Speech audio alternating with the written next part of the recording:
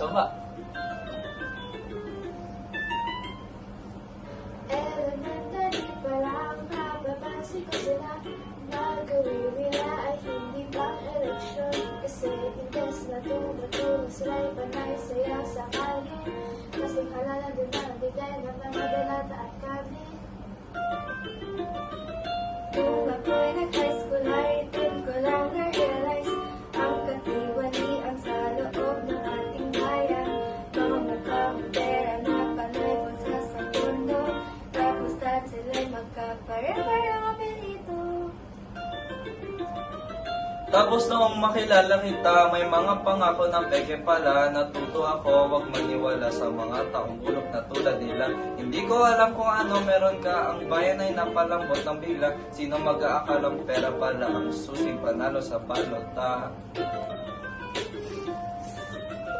Puso ko'y tumitibok-tibok.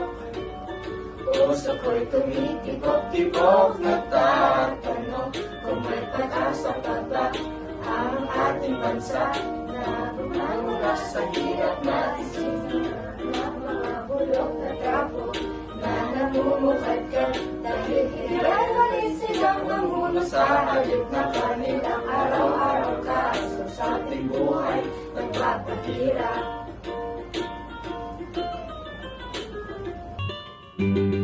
Nung pagtapos ng 6 taong paglingkod ng tatay mo, ikaw ang susunod sa pagupo sa trono. Sa halip ng patas na tipikal sa mga diskarte, ika'y napanalo dahil kapamilya mo ang dating presidente. Kaya mo nung makilala kita, alam mo na agad na mayroong sumpa. Natuto ako na huwag maniwala sa mga taong bulok tulad nila. Pero di ko naman inasang masabay ang parunong ng pamilyang tibay. Para matigas at tinapay sa akin, nakapin ang iyong katiwalian. Puso ko ay nalulula. Puso ko ay nalulula. Sanhingin na nakasuot ng barong, pero may tagong milyon. Nakangiti habang tayo ay ubos ang rasyon. Sila'y magkakapatid, magamat magpinsan.